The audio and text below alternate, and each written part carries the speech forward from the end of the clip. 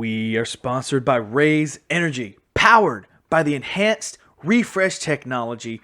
Raze Energy delivers with a performance-enhancing energy drink that aids in the most often overlooked categories. Raze Energy targets focus, enhances your recovery time, improves clean energy levels, and boosts your stamina and hydration. Most importantly, each single can of Raze Energy has absolutely 0 calories, 0 sugar, and 0 carbohydrates, which that gives you a smarter and more healthier option. You should not have to settle for an energy drink that contains more sugar and carbs than you can count. Opt for the #1 fan-voted energy drink on the market today with Raze Energy. If you want to get yourself a can of Raze Energy, go to repsports.com, REPP sports.com. Use my promo code HPP1000, HPP1000 at checkout, and you will receive a generous discount. All right, welcome to the Hodgepodge Podcast. I'm your host, as always, Dylan Hodge, but you guys already know that. You can follow me on Instagram, and I am Mr. Dylan Hodge. You can follow the podcast as well at the Hodgepodge Podcast. If you like what you're listening to right now, why don't you give me a 5-star review wherever you are listening to this podcast. If you're watching this on YouTube, which I don't know when I'm going to put these YouTube videos up. I'm so far behind on YouTube videos. I need to just take a day and just upload them all. Why don't you just hit that subscribe button and hit that bell right there. That's going to send you notifications every time I do put an upload up when I do. And appreciate you guys for being here and joining me today. We've got spoiler talk here on the podcast for Spider-Man No Way Home. This movie is a breathtaking movie, and you're going to hear me talk all about it. You're actually going to hear, before I do this, I did an initial reaction to my thoughts of what I expected the film to be before I went to the movies and saw it. So you're going to hear that first. Also, there's not going to be any Hawkeye episode 5 review. That we're going to do 5 and 6 next week on the podcast. So look forward for that. Without further ado, let's go ahead and get into this thing with the podcast right now. Spider-Man No Way Home. Spoiler breakdown right here, right now.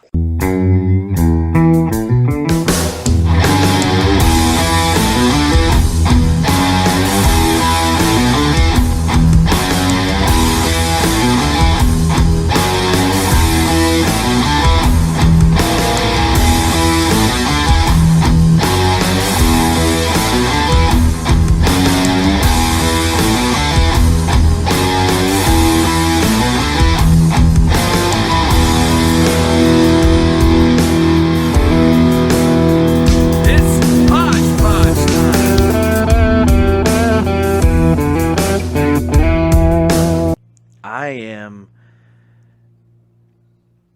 less than 30 minutes away from leaving to go see Spider-Man No Way Home. It's Saturday. I wasn't able to see it. I've been in Texas, and I talk. You'll hear, you guys, if you listen to the introduction, you heard me talk about that. But I've been in Texas for some business, and I wasn't able to see it Thursday or Friday night, so I'm watching it on Saturday afternoon at 1:20. And I couldn't sleep last night. And I know I act 3 for 2 things: superhero movies and wrestling. And this is one of those nights or days, afternoons, whatever you want to call it, that I'm acting 3. I'm very nervous. I'm excited about this. Very excited. Apparently, if you've watched the original, Tobey Maguire Spider-Man movies, you waited for 20 years to see the culmination of the Spider-Man movies. So this is a spoiler-filled episode. You guys know every big Marvel movie, I will do a Monday will be, the following Monday will be the big spoiler episode breakdown. And we're doing that this, Monday. And so this is my initial reaction before going in to see it, before I leave to go see Spider-Man No Way Home. Is I don't know what to expect. I've been watching. I've stayed off of social media. for the past 3 days. And I've tried to stay off YouTube a little bit and TikTok because they like to spoil things as well. But I did get on YouTube and watch a couple of spoiler-free reactions or reviews because people they went to the premiere day and all of that, and so this is apparently they said this is the greatest superhero movie to ever be made. This is the greatest Spider-Man movie to date. Nothing can beat it, and we're gonna see about that. I think it's currently sitting at 96% on Rotten Tomatoes. It was 100% the day it came, the premiere day. So we're gonna see what's gonna happen to the Spider-Man series after this, because you guys know Tom Holland has signed on for a few more Spider-Man movies. But let that be the case. My initial reaction is I don't know what to think at the moment. I'm a little apprehensive because what if it doesn't meet up to my standards that I want it to reach? But again, what if it blows it out of the water? And so I'm here to say I'm hoping it goes great. And in about 25-ish minutes, I'm about to leave, and I'm going to go ahead and watch Spider-Man No Way Home. And you guys will get my reaction after I watch it. That's going to be a few hours for me, at least 5 or 6, because I got to do some stuff in town before the movie. But it's just going to be a snap of a finger right here for you guys. And here is the spoiler reaction to Spider-Man No Way Home. I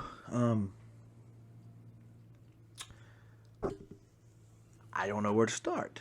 I just got back from watching Spider-Man No Way Home.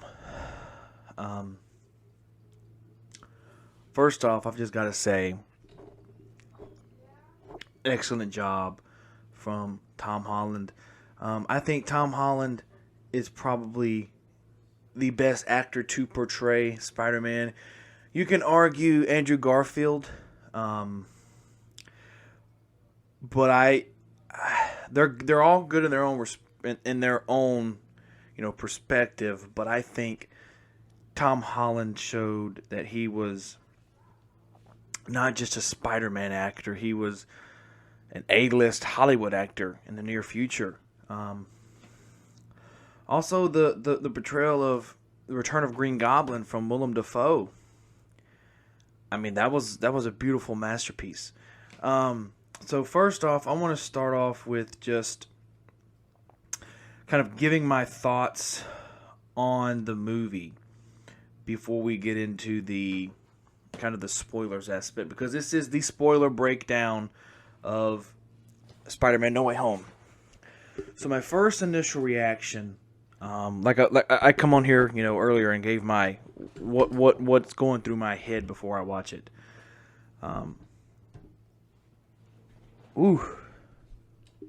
The movie was fantastic. Now I did watch some movie reviews beforehand, and people were saying it was the greatest superhero movie of all time. I will have to agree. I will also say it's the greatest Spider-Man movie to ever be made, and to ever be released, and to ever be written. Now, I have some problems with what a lot of people had stated. A lot of people have stated that Far From Home was a slow-paced movie. It was one of not the best Spider-Man. I agree with that to a certain extent. Now, this one, people were saying the first hour was a little bit boring. I will disagree, but I will also say that if you did think it was boring, you were expecting something different than a MCU Spider-Man movie, because they take time with their characters. They don't just, it's not a Venom Let There Be Carnage 90-minute movie. I mean, it's a 2.5-hour movie.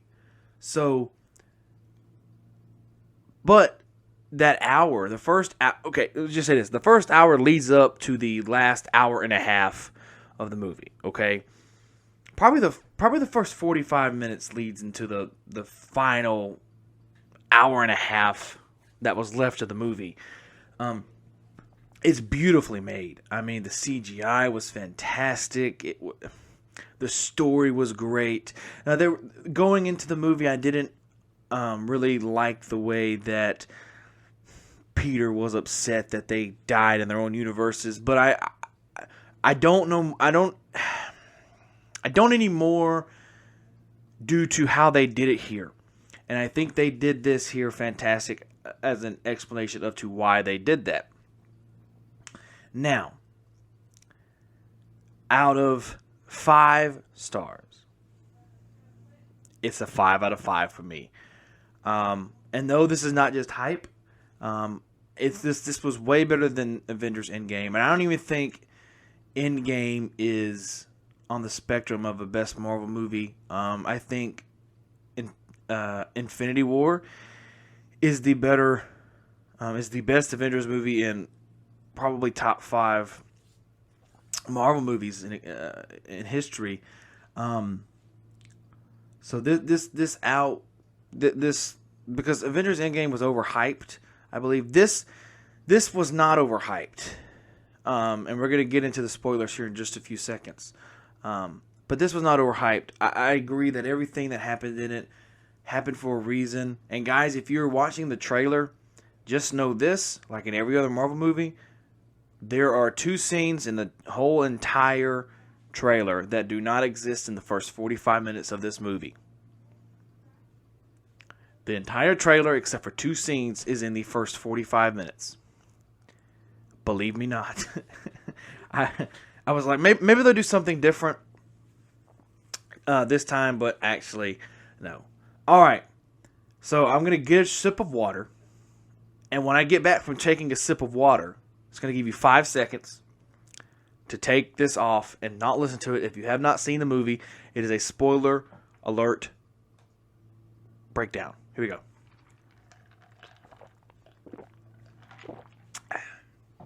All right. I gave you like 8 seconds there. Here is the spoiler breakdown for Spider-Man No Way Home. So, we see kind of a flashback to what happened in Far From Home. We see Mysterio or Quentin Beck revealing the identity of Spider-Man. Then we see Peter, Aunt May, MJ, and Ned. They are all getting interrogated like by the FBI, and they're like, "Oh, Spider-Man's the bad guy. He killed Mysterio." Stuff like that. So he doesn't speak without a lawyer, and so they go home, and no one other than the freaking Matt Murdock, Daredevil, is standing there being Peter's lawyer.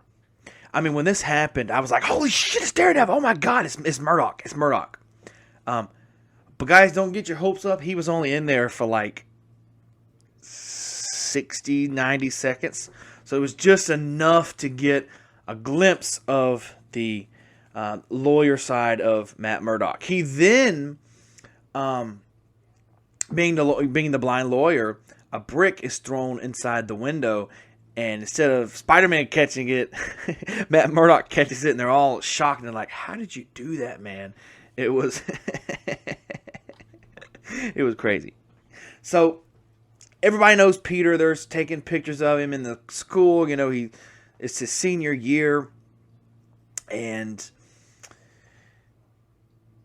they're welcoming Peter Parker, Spider-Man, to senior year.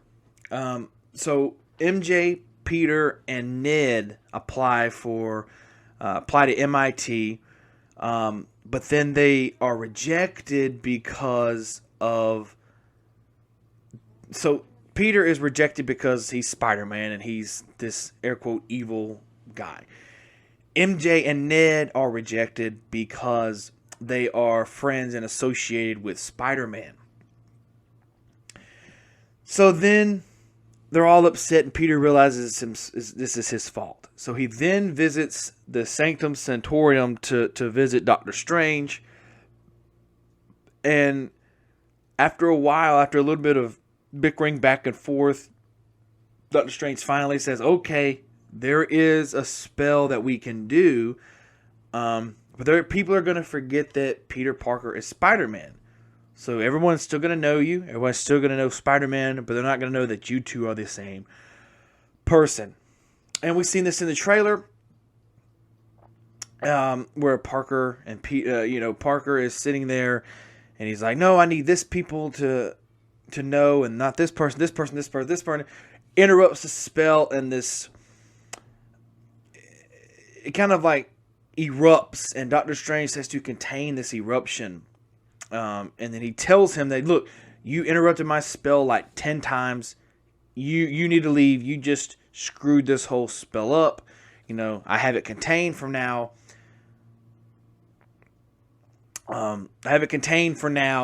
Just leave. Just anything else like this, it would be bad. So he then talks to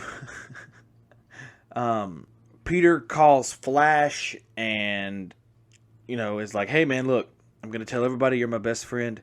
I need the MIT administrator. He advises Peter to go hunt for her because she's on her way now to the airport. Peter runs on the bridge, finds the taxi that this lady is, the MIT administrator, where she is sitting in, currently going to the airport. He knocks on her window and he says, hey, look, don't punish MJ and Ned for my mistakes. Let them be free. So his spider sense then starts to tingle, and he's like, uh-oh, here we go.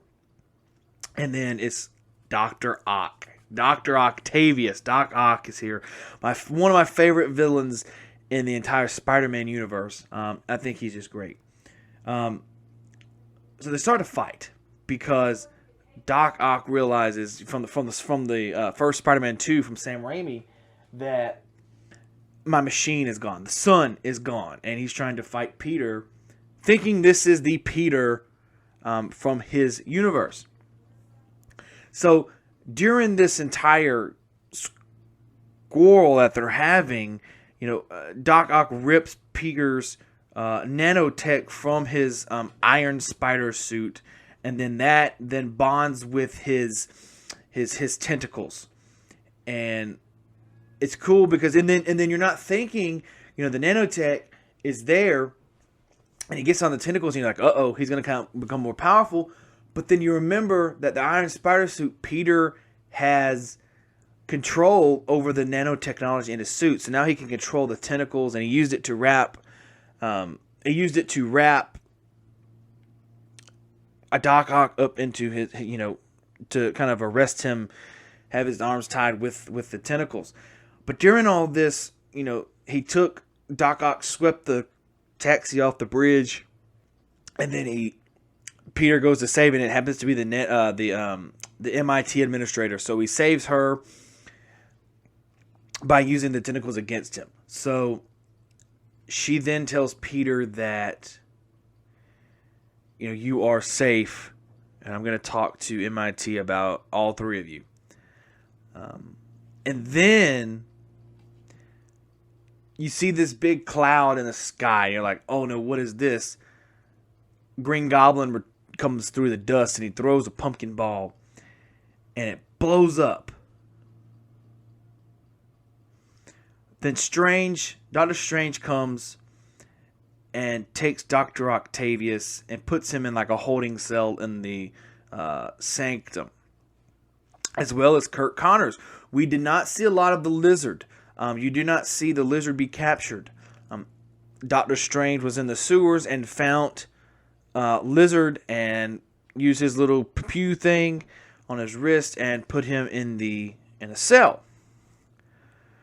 So then Doctor Strange then explains to Peter that the spell that he used and Peter had interrupted summoned all the people from the universe of the multiverse of different Spider-Mans. Basically, it's a little confusing. So basically, the people that knew a Peter Parker in any other universe is going to come through until they can get the the multiverse under control. So he then tells Parker, "Hey, we need you to go and capture all these people here." Gives him a little the thing that he used to capture Doc Ock and Lizard, and put him, assign it to a suit, and said, "All you gotta do is press the button, and they automatically come here." And then one of the most cooler scenes of the movie is now around this point, and that's when we see Electro and Sandman be captured with Spider-Man. And I thought this was great because in the beginning of the movie, you kind of see Spider-Man. They didn't really explain if it was green slime or green paint, but they threw some type of green material that could not come off of the Spider-Man suit. And so he basically just turned the suit inside out, and that's what gave him the black Spider-Man suit. So then there's a cool scene where he kind of overcharges Electro enough to capture him. He, alongside that, captures Sandman, or Flint Marko, whatever you want to call him, captures him, and now there's 4 people in these cells. And this is where a lot of people, if you don't understand the Spider-Man history, you're not going to understand Feast. And Feast is this, how can I call it? It's a home, kind of like a homeless shelter, or a shelter for abused women, stuff like a shelter. It's a shelter, and May happens to work there, and and Peter goes there, and May tells him that there is this man that needs to see him, and it is Dr. Osborn. And he tells Peter that, he doesn't know anything. None of this is him. And so Peter and May kind of convinces Peter and makes Peter feel bad for, Osborn and the Green Goblin in this situation. And Osborn, here's a cool thing. They brought back from the first one the homeless look. He got into the feast building looking homeless. So Peter takes Osborn to the sanctum as well, and as they start to chat, they realize that they were all pulled from their universes right before they died. And while this is going on, Strange is preparing a spell that's going to be contained in a box, and it presses a button, and he's going to send them all back to the universe, and if they die, they die. Peter then has the good guy. He's like, we should cure them first. We shouldn't, lizards shouldn't look like that. They should go back to the because once they came into the universe, I'm assuming that they took the same form. Because here's the confusing part. In the other Spider-Man movies that these villains are coming from, they are. They can turn from human form to creature form, whatever they are. In this one, they kind of stay their creature form, like Sandman. You don't see the Flint Marko character until the very end. You just see a Sandman, and then same thing with Lizard. You don't see Dr. Connors. You just see a Lizard the entire time, and that's what's so fascinating to me. And so then Peter webs the box from Doctor Strange. And there they have a fight into what Strange calls the mirror effect. And it's just going basically where Doctor Strange can win in his own universe. Or his own reality. I guess you could call it a reality. And Peter Parker one-ups Doctor Strange and figures out that his reality is just math, and outsmarts him and contains Doctor Strange and captured into this reality, this mirror reality, and he goes back to his Earth. So Peter's like, "Hey guys, I'm gonna cure you, and then I'm gonna put you back in the universe. I'm not gonna put you back like you are." So he takes them to Happy Hogan's house, which they are now staying at because it is more of a secured location. So they're coming up with the cures and the ways to help, Dr. Connors and Dr. Osborn, not Connors, Electro. I can't think of his name. Dylan. I don't know why I'm forgetting. That's my name. But trying to come up cures for Dylan and Dr. Osborn, and then the Goblin takes over and kind of convinces all of the villains that we need to portray Parker and we need to defeat Parker because he's going to send us back no matter what. And so Electro, Sandman, and Lizard get away. Osborn stays, and they kind of have a little fight, him and Peter, and Osborn, Green Goblin, sadly kills Aunt May. And this was a scene that I did not expect. This was a hard one to. This was a hard scene to watch.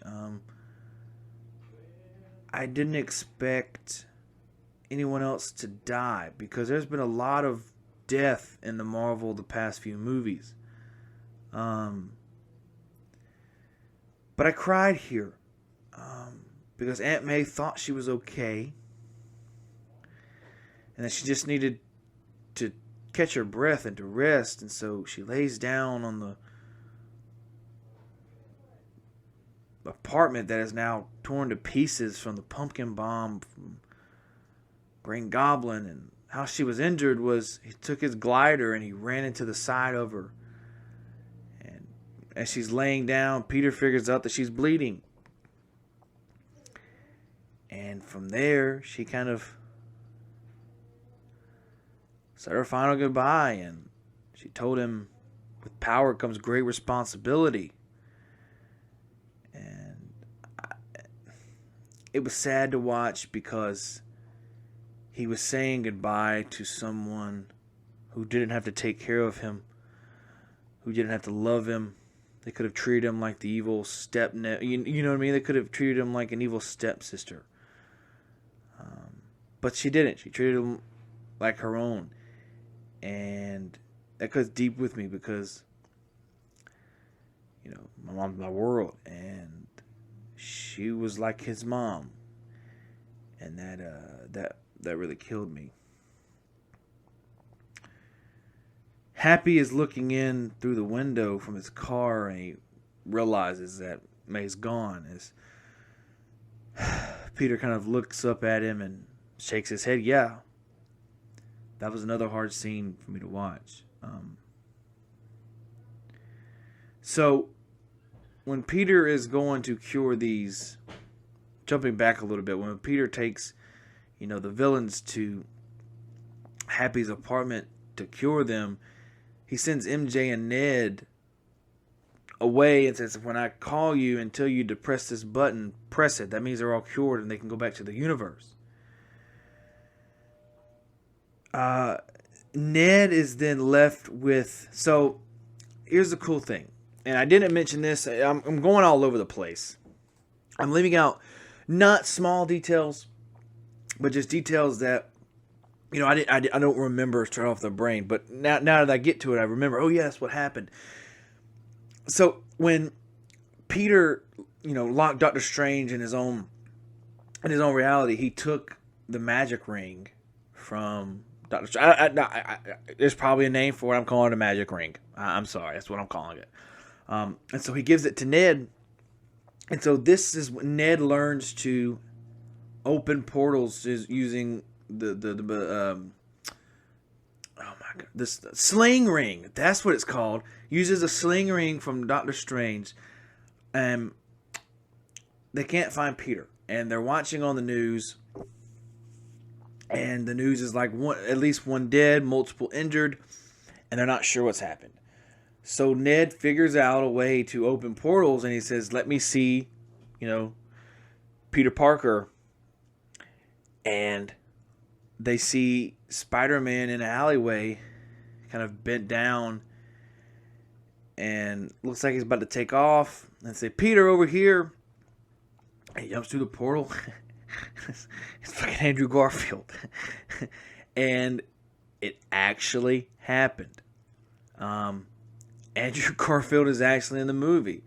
So that kind of got a shock out of me because we knew. I think we knew that it was going to happen, but we weren't given any type of confirmation. We were given that stupid trailer, the stupid scene in the trailer where it shows Lizard's head slinking, to the side, but we weren't for sure. People were, because there was a lot of things people said that, oh, look at this, this means this, and it wasn't even close to true. And then they find another Peter Parker, and lo and behold, it's Tobey Maguire. And at this moment, the theater is going effing nuts. On a Saturday afternoon at 1 o'clock, it's going crazy. So it goes on, and Peter is absolutely distraught on basically blaming himself for the murder of May. And Ned and MJ finally find him, and they're hugging him and they're comforting him. I don't know if they figured out that May was killed. I don't really know, because they didn't say that. And so they mentioned that, hey, there's some people we would like for you to meet, and both of the Spider-Men, Tobey Maguire and Andrew Garfield, show up. And they share their stories of losing Uncle Ben and losing Gwen, and encourage him to still fight in Aunt May's honor. And it was amazing, because you're seeing that it still kills Peter, Tobey Maguire's Peter, over the death of Uncle Ben and how he took down the killer that he thought killed him, and it turned out it wasn't. And Tom Holland's Peter just wanted to give up, and they're like, you can't give up. You can't. So it goes to a science lab, and all the Spider-Men are there, and they're developing cures for the villains. And so they kind of bait Electro, Sandman, and Lizard to the Statue of Liberty, and they have there's this just epic fight scene, and then Tobey Maguire and Peter cure Marco and Connors. They cure Sandman and they cure the Lizard. At this time, Strange arrives, and he's about to end the whole thing, and they figures out that no, Peter has really figured out this cure for the villains, and he's like, oh my God, what is happening here? And he lets him cure him, and then he's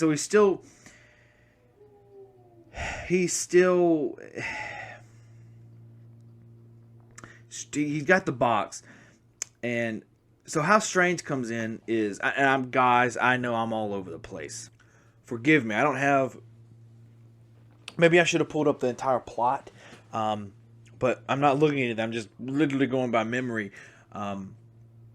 So how Strange came in was Ned could not close he doesn't know how to close portals. He just knows how to open them. And so Lizard chased MJ and Ned out of the comfort of the portal that they were in, and they go to the side of the building, and then Ned opens up another portal, and it happens to be the portal Doctor Strange was in, and Doctor Strange comes into the building. So now back to where we were at. Strange has the box with the spell, and he is about to press the button and get everybody back to where they're supposed to belong. Green Goblin throws a pumpkin bomb into the box and blows the box to pieces. And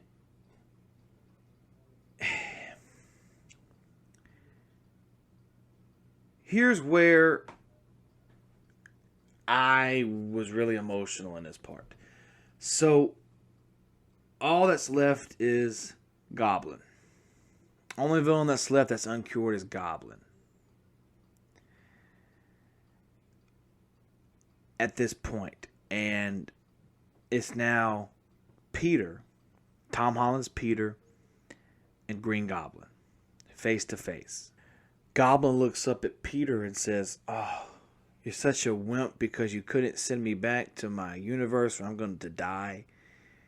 And Peter, still with remorse in his eyes and his mind for killing Aunt May, goes, "No, I just wanted you here so I can kill you myself." And that was the blow that blew the roof off the theater. It was like, oh my goodness. Tom Holland was whooping his ass. I'm sorry. Green Goblin was getting his ass whooped by Spider-Man here. I mean, it was crazy. Peter beats up Green Goblin. He takes his glider and is about to stab Green Goblin and kill him. Tobey Maguire's Spider-Man comes in and kind of grabs the glider. It says, "No, we can't end it this way." He forces Tom Holland's Peter to put the glider down, and then Goblin takes out a knife and it stabs Tobey Maguire's Peter Parker in the back and throws him off the building that they were fighting on, or whatever they were fighting on. And he is then injected with the cure. And that's it. That was the fight scene. And so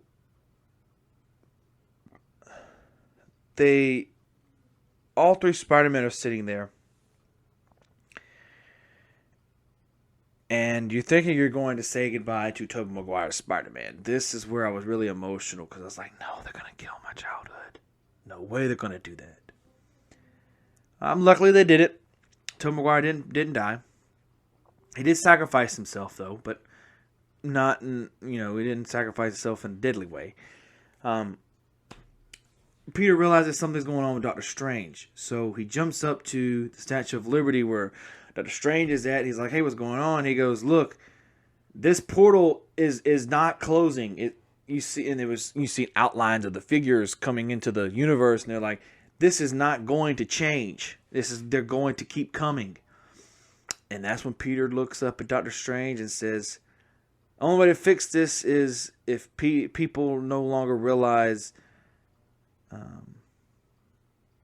that I'm Spider-Man. Erase that from everybody's memory." And at this point, Doctor Strange realizes that Peter Parker is no longer a little kid, no longer a boy. He's now a man because he's making man decisions. He goes and tells everyone goodbye, and he promises MJ and Ned that he's going to find them again. And Doctor Strange casts a spell. Everyone's returned to their universes and wipes everyone's memory of Parker from everyone in the current universe, while they still retain knowledge of a Spider-Man. I was kind of confused a little bit because in the beginning of the movie, it was just that people are not going to remember that Peter Parker is Spider-Man. They're going to know Peter Parker and they're going to know there's a Spider-Man, but they're not going to know the man behind the mask. Now, why was it changed at the end that no one could know Peter Parker either? So Peter Parker just never existed. It didn't make sense why the spell changed all of a sudden. But anyways, so we then see Peter Parker with a note, and he's like, "Hey, my name is Peter Parker. You don't know me," and then walks into the coffee shop that MJ works at, and Ned's there, and he can't do it. He can't reintroduce himself as Peter Parker. So he just orders a coffee and leaves. The next scene is Peter at mourning at Aunt May's grave. Then we see Happy Hogan. And you're thinking, wow. Happy is going to know who this guy is. And this is where it was confusing as well. And Happy goes, yeah, how did you know her? And Peter just goes, because of Spider-Man. Now, if Happy had knowledge of Aunt May, so is it May that Aunt May no longer has a nephew named Peter Parker?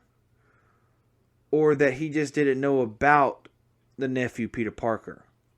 See, that's where it was a little foggy for me. We then see Peter moving into an apartment. And I did not catch this until the end. And my brother had mentioned this out to me. And when Peter is unloading his boxes, it says GED test. Peter Parker drops out of school. He dropped out of high school. That was crazy. It was nuts.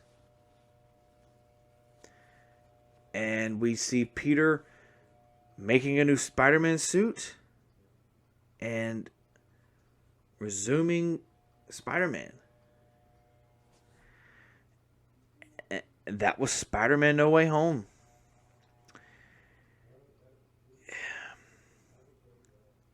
Yeah. It was a ride. It was crazy. It was unbelievable. And I think with Marvel movies like this, and especially with Endgame, I don't think they need comedy in them. I know they're known for their comedy antics, but I don't think they need comedy in these types of superhero movies. Yeah, I mean, sure, a joke or two there is fine, but you don't need to make the whole movie try to be comedic. Like, a few things that I did enjoy. Marvel made fun of the early Spider-Man Sony stuff. Jamie Foxx was like, have a new look. He's no longer blue. He's this black man that just happens to have electrical powers. They make a joke about Tobey Maguire's Spider-Man having webs, from his actual wrist. They don't have to have web shooters. I thought that was well done as well. All else, this was a fine. It was beautifully fine, perfect movie. The CGI was perfect. The acting was phenomenal. Acting was pure phenomenal. And I know I'm missing some. Oh, I know what I missed. So, you guys remember in Spider-Man 2, the reason Doc Ock goes, it is this bad guy because the wire that he had hooked to his brain kind of blew up, and it kind of made the tentacles. It made the tentacles. They were the boss of him. He wasn't the boss of them. They changed that and they gave him a new whatever that chip was, and they replaced it, and he had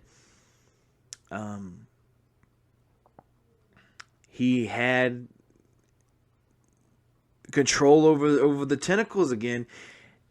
And this time he knew what he was doing, and he was not the bad guy in this movie.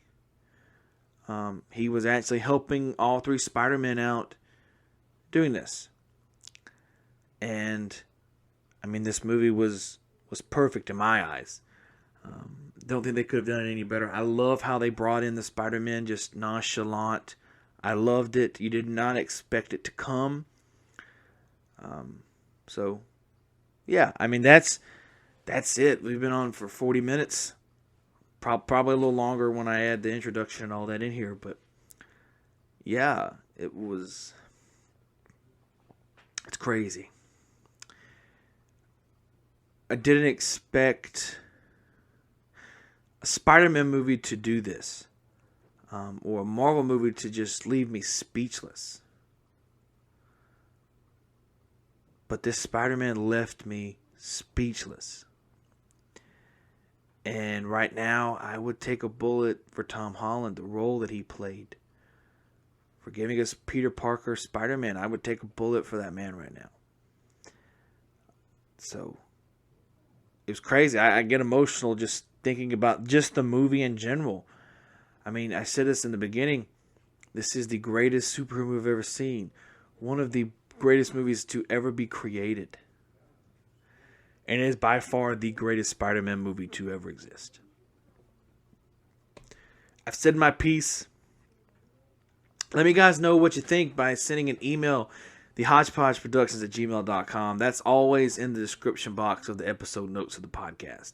Let me know what you think of my kind of my spoilers here, kind of my clues on the movie and what you thought of the movie at Instagram. And I am Mr. Dylan Hodge and at the Hodgepodge Podcast on Instagram. As always, enjoy and frown less.